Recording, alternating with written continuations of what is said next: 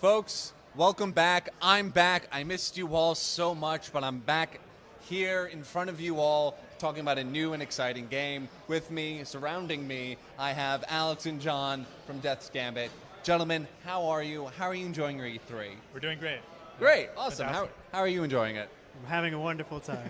Excellent. See, now, if you guys noticed, while I have my responsibility as a host again, I now have the new responsibility of Mike Man. Yes. Excellent. All right, so let's cut right into it. What are you two showing us today? I'm staring at a playable demo, or at least you're playing it in front of us, so that's going to be interesting. Yeah, so what is this? So this is a 2D action RPG. It's got deep combat. You go through a big nonlinear world, beating all kinds of challenging bosses. You are the servant of death, and you have to defeat all the immortals in the world. Okay. Death doesn't like immortals, so you have to get rid of them. Okay, so it's your sacred duty to find an immortal and kill the unkillable, basically. Okay, awesome. So what's the kind of combat like in the game? How are you actually interacting with the enemies that you face? So basically, you have your weapons that you have to find in the world. You get abilities as you discover them in the world. You have to talk to new characters that may teach you new abilities as well. But as you'll see in Alex, who's playing the game, he'll eventually get to some of the combat, and you'll get to see. The game is a type of stamina system. Okay. You have to make sure that you use the right attacks for the right moment. Right? Okay, awesome. For the right enemies. Can you talk a little bit about the weapons that folks are going to get their hands on in this game? Yeah, I mean, there's all kinds of stuff. There's great swords, there's great hammers, there's bows, there's magic in the game. You can get a tome and cast all kinds of dark magic, lightning magic, fire magic. There's bows.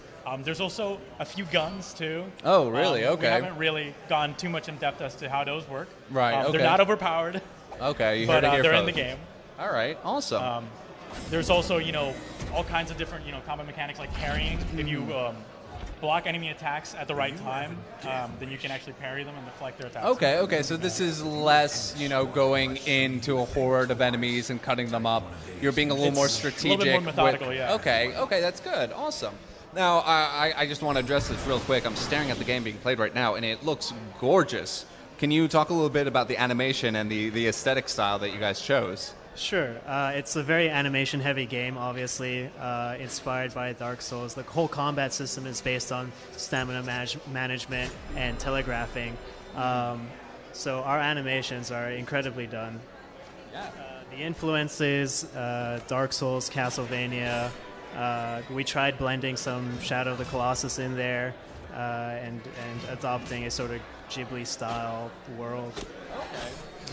Awesome. Props to Alex for being able to play and talk at the same time. That's difficult. It's very hard. I can barely sit and talk at the same time, so you're doing 3 things better than I could do one at a time. So with the connection with Dark Souls and the other games, I noticed that there's a stat bar as well. Is this going to be very customizable for each character and each player? Yeah, absolutely. At the start of the game, you actually get to choose between 7 different classes. So there is a soldier class, there's a sentinel class, there's a blood knight that starts with an axe, there's an acolyte of death that starts with a scythe, there is the wizard class that starts with a tome, and all these classes have actually a starting passive bonus. Okay. So for example, I think the soldier class starts with a bonus where if he blocks attacks, he actually gets a little bit more energy to use for abilities. The assassin, actually, he gains energy from dodging attacks instead of blocking them. Okay. So there's many different defensive moves in the game. Right? There's blocking, there's dodging, there's parrying, there's jumping over stuff. And depending on what route you take and for your character, those may influence the way you want to play. Okay. Depending what you like playing, you could probably choose a different class or choose a different talent. So that's another thing we haven't talked about. There's a talent tree in the game. And you get talent points from beating the challenging bosses that you cover in the world.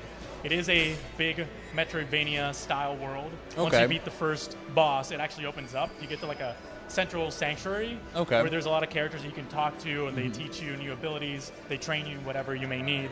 But from there, you can also access many different levels. Some of them are probably too hard for you at the start. Right. But yeah.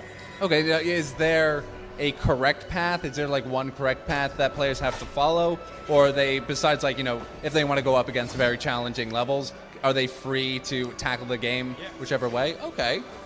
That's awesome. You pretty much get to choose your own path. At the beginning, you might have access to, say, several levels that are around the same, difficulty, Okay. and then some that are a little bit harder. Okay, interesting. Now, can you walk me through the inception of this game? Did you folks decide, like, we want to make an immortal killer game, or did you look at, like, the combat and the art style and you just worked it from there? Yeah, no, I think when we the inception of this game actually started as a list of boss ideas. Okay, interesting. Yeah. All right. Okay. And it was very different. It was more ranged character heavy. I think it was only guns. And as we progressed, we went more into doing melee weapons, partly because we felt like we realized that we could actually do melee combat justice. So we just went that route, added a lot of different types of weapons and abilities, and a lot of different items to your arsenal. And now I feel like it's very deep. Okay, so yeah. To that point, we also wanted to make death a mechanic and part of the story.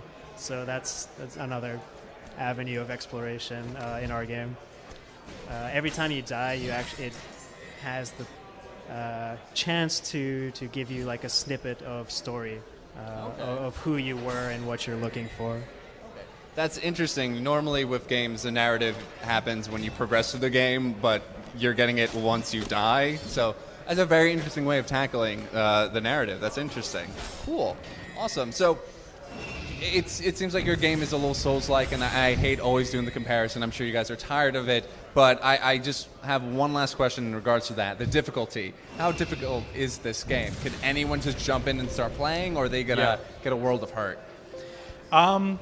I think a little bit of both. Okay, that's fair. The first level we actually are releasing on August 14th. Okay. It's already available for pre-order on Steam. It's also coming out on PS4. So yeah, just be on the lookout for it. Awesome, excellent. John, Alex, thank you guys so much for coming on and showing me your game, literally showing me your game. That's fantastic. So folks, we're going to take a quick break. We got something special coming up for you guys, so stay tuned.